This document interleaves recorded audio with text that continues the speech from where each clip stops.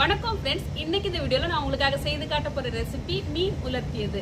இது ஒரு கேரளா டிஷ். இதுக்காக நான் பயன்படுத்த போறது டியூனா ஃபிஷ். இந்த டியூனா ஃபிஷ்ல பாத்தீங்கன்னா அதிகமான அளவு protein, omega 3 fatty acid, vitamin B12, B6, D, selenium, iron, potassium இதெல்லாம் இருக்கு. இதுல இருக்கிற நியூட்ரியன்ஸ் வந்து ஆர்பிசி இன்க்ரீஸ் பண்றதுனால அனீமியா வராம பிரிவென்ட் பண்ணுது, கார்டியோவாஸ்குலர் டிசீஸ் வராம ப்ரொடெக்ட் பண்ணுது, கேன்சரையும் பிரிவென்ட் பண்ணுது.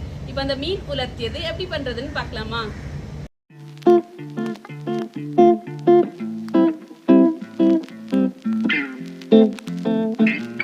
ஃபஸ்ட்டு இந்த டியூனா ஃபிஷ்ஷை போன்லெஸ் பீஸாக கட் பண்ணி எடுத்துக்கலாம். இந்த மாதிரி இந்த டிஷ்ஷுக்கு தேவையான மிளகாவையும் பறித்து எடுத்துக்கலாம். இந்த ரெசிபி பண்ணுறதுக்கு தேவையான பொருட்கள் எல்லாமே ரெடியாக இருக்குது. இப்போது மீன் உலர்த்தியது செய்கிறதுக்கு தேவையான பொருட்கள் இதெல்லாம் பார்க்கலாம். Tuna fish, salads, ginger garlic, lemon, coconut oil, coriander leaves, கறி leaves, green chilli, red chilli powder, pepper powder, turmeric powder, salt, chilli flakes, coriander powder, garam masala powder. Fish நம்ம marinate பண்ணி எடுத்துக்கலாம். அதுக்காக salt ஆட் பண்ணிக்கிறேன்,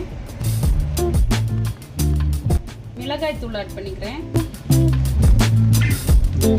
மஞ்சள் தூள், கொஞ்சமா மிளகு தூள். இந்த மசாலா பவுடர் எல்லாம் ஃபிஷ்ல நல்லா கோட் ஆகுற மாதிரி மிக்ஸ் பண்ணி எடுக்கலாம். ஃபிஷ்ல மசாலாஸ் எல்லாம் நல்லா கோட் ஆயிருக்கு. ஃபைனலா லைட்டா லெமன் ஜூஸ் புழிஞ்சிக்கலாம்.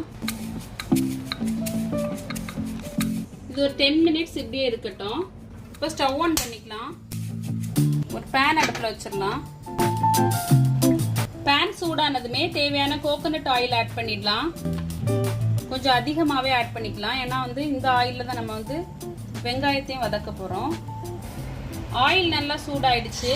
ஃபிஷ்ஷை 1 by 1 ஆட் பண்ணிக்கலாம்.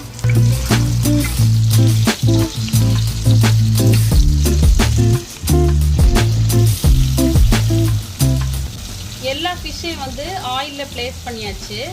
இதை பொறுமையாக லோ ஃப்ளேமில் வச்சு ஃப்ரை பண்ணி எடுக்கலாம். ஒரு சைடு நல்லா குக் ஆயாச்சு. இப்போ இதை திருப்பி போட்டுக்கலாம்.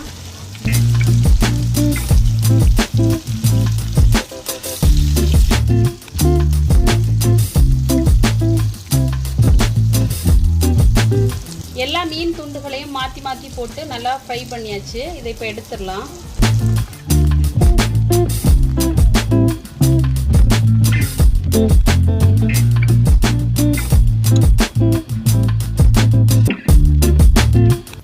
ஃப்ரை பண்ணி எடுத்தாச்சு. நெக்ஸ்ட் வெங்காயத்தை வதக்கிக்கலாம். அதுக்காக ஸ்டவ் ஆன் பண்ணிக்கிறேன்.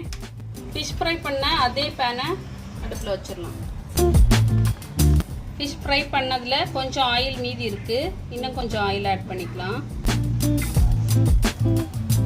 ஆயில் சூடாயிடுச்சு. கறிவேப்பிலை ஆட் பண்ணிடலாம். இஞ்சி பூண்டை க்ரஷ் பண்ணி வச்சிருக்கேன், அதை ஆட் பண்ணிடலாம். நல்லா கலந்து விடலாம். நெக்ஸ்ட் பச்சை மிளகாய் ஆட் பண்ணிடலாம். இஞ்சி பூண்டு லைட்டா வதங்கினதுமே வெங்காயத்தை ஆட் பண்ணிடலாம். வெங்காயத்தை இந்த மாதிரி கட் பண்ணிட்டு கொஞ்சம் இந்த மாதிரி பிரிச்சு விட்டுக்கலாம். இப்போ ஈஸியா வதங்கும், டேஸ்டும் நல்லா இருக்கும். இப்போ ஆட் பண்ணிடலாம்.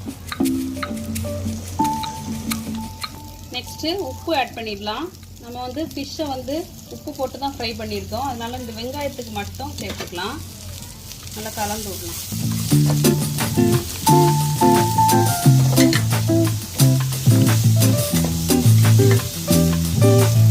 இப்போ க்ளோஸ் பண்ணி வச்சிடலாம். இப்போ அடுப்பு கம்ப்ளீட்டாக லோ ஃப்ளேமில் வச்சிடலாம். ஒரு மூடி போட்டு வச்சிடலாம். வெங்காயம் வேகட்டும். இப்போ ஓப்பன் பண்ணி பார்க்கலாம்.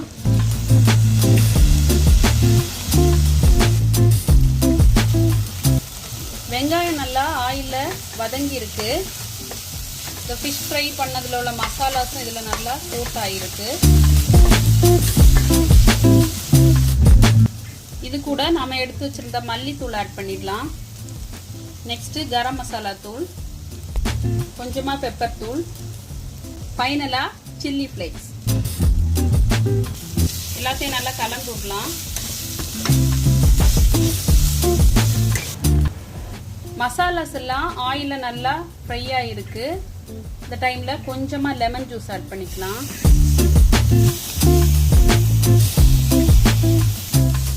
லைட்டாக கலந்து விடலாம். ஃபைனலாக இந்த ஆனியன் மசாலா கூட நம்ம ஃப்ரை பண்ணி வச்சுருக்க ஃபிஷ் ஆட் பண்ணிடலாம்.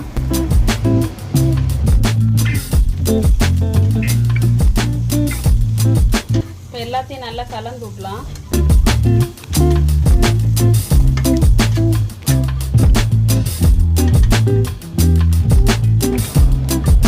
ரொம்ப போட்டு மிக்ஸ் பண்ணாமல் லைட்டாக ஜென்டிலாக இந்த மாதிரி மிக்ஸ் பண்ணி விடணும். நம்ம ஆல்ரெடி ஃப்ரை பண்ணி வச்ச ஃபிஷ்ஷு தான், அதனால் உடையாது. இருந்தாலும் கொஞ்சம் கேர்ஃபுல்லாக பண்ணணும். அவ்வளோதான், இது ரெடி ஆகிடுச்சு. இப்போ ஆஃப் பண்ணிடலாம்.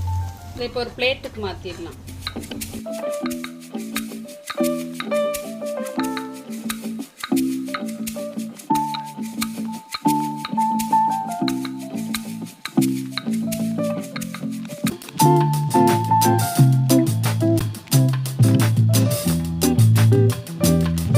ஃபைனலாக கொஞ்சம் கொத்தமல்லி தழை ஆட் பண்ணிடலாம்.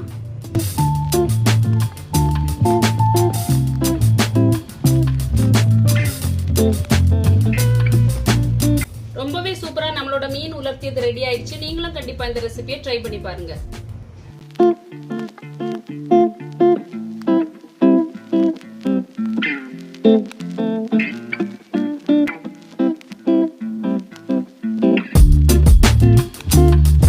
இந்த வீடியோ பிடிச்சிருந்தா லைக் பண்ணுங்க. இன்னும் இதே மாதிரி வீடியோஸ் பார்க்கணும் இந்த சேனலை சப்ஸ்கிரைப் பண்ணுங்க. கூடவே பக்கத்துல இருக்க பெல் ஐகானை கிளிக் பண்ணுங்க. தேங்க்யூ.